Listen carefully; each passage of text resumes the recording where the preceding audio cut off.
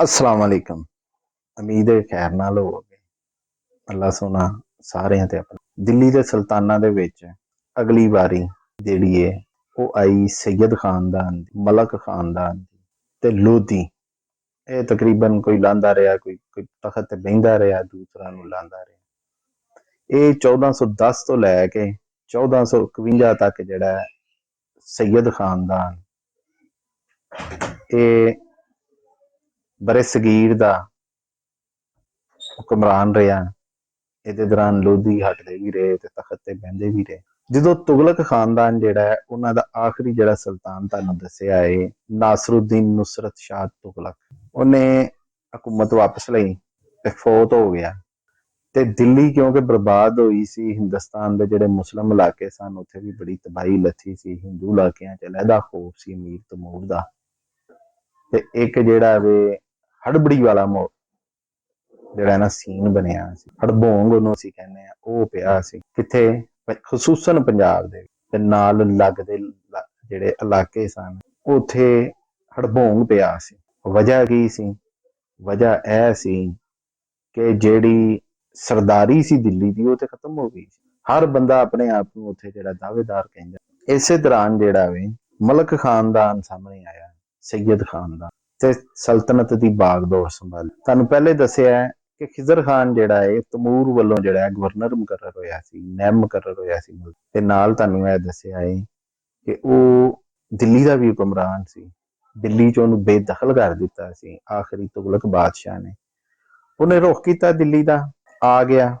ਉਦੋਂ ਦਿੱਲੀ ਦੇ ਉੱਤੇ ਲੋਧੀ ਬੈਠੇ ਸਨ। ਕਿਹੜਾ ਲੋਧੀ? ਦੌਲਤ ਖਾਨ ਲੋਧੀ। ਉਹਨੂੰ ਉਹਨੇ ਹਟਾਇਆ, ਆ ਕੇ ਭਾਵੜੀ ਆ ਗਏ। ਇਹਨੇ ਬੜੇ ਸਾਲਾਂ ਤੱਕ ਜਿਹੜਾ ਵੇ ਆਪਣੇ ਆਪ ਨੂੰ ਸੁਲਤਾਨ ਹੀ ਨਹੀਂ ਕਿਹਾ। ਇਹਨੇ ਕਿਹਾ ਜੀ ਮੈਂ ਨਾਇਬ ਹਾਂ ਅਮੀਰ ਤੈਮੂਰ ਦਾ, ਸੁਲਤਾਨ ਵੀ ਉਹੀ ਹੈ, ਬਾਦਸ਼ਾਹ ਵੀ ਉਹੀ ਹੈ, ਮੈਂ ਤੇ ਬਸ ਉਹਦਾ ਨਾਇਬ ਹਾਂ। ਇਸ ਤਰ੍ਹਾਂ ਕਈ ਸਾਲ ਲੰਘ ਗਏ।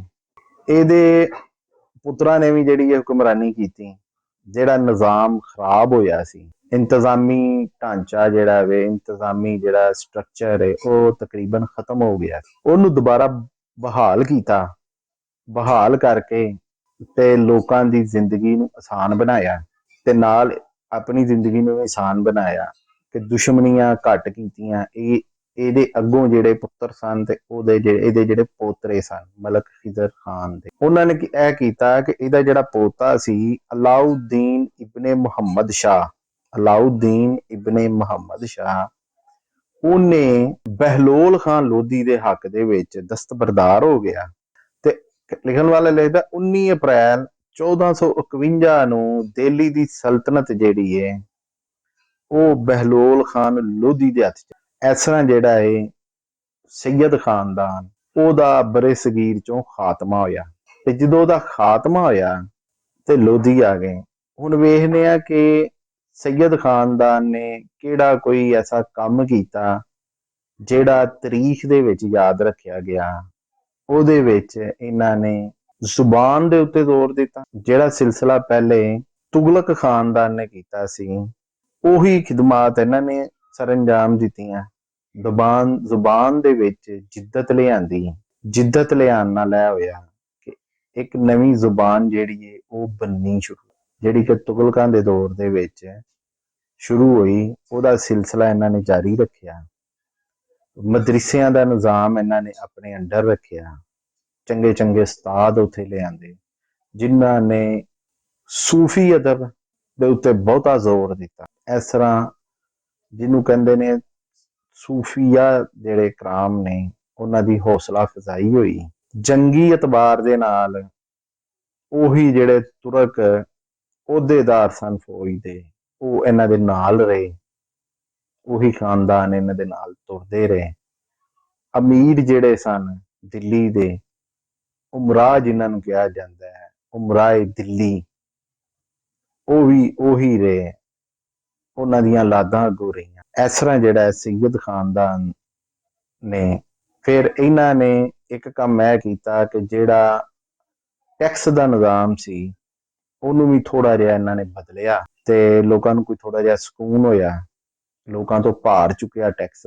ਆਖਰਕਾਰ ਜਿਹੜਾ ਸੈਯਦ ਖਾਨਦਾਨ ਸੀ, ਜਿਹਨੂੰ ਮਲਕ ਖਾਨਦਾਨ ਵੀ ਕਿਹਾ ਜਾਂਦਾ ਹੈ, ਉਹਦਾ ਬਰੇ ਸਗੀਰ ਤੋਂ ਦਾਵਾ ਖਤਮ ਹੋਇਆ ਤੇ ਬਹਿਲੋਲ ਖਾਨ ਲੋਧੀ ਜਿਹੜਾ ਹੈ ਉਹ ਬਰੇ ਸਗੀਰ ਦਾ ਪੰਜਾਬ ਦਾ ਖਸੂਸਨ ਤੇ ਚੜ੍ਹਦੇ ਵਾਲੇ ਪਾਸਿਓਂ ਹਿੰਦੁਸਤਾਨ ਦਾ ਜਿਹੜਾ ਵੇ ਹੁਕਮਰਾਨ ਤੇ ਸੁਲਤਾਨ ਆਇਆ।